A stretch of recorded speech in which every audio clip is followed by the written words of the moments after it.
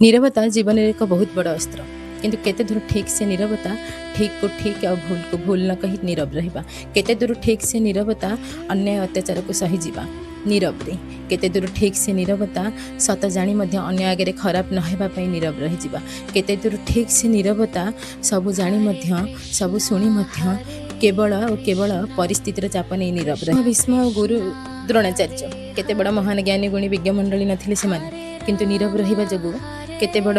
अघटन घटीगला महाभारत बड़ी युद्ध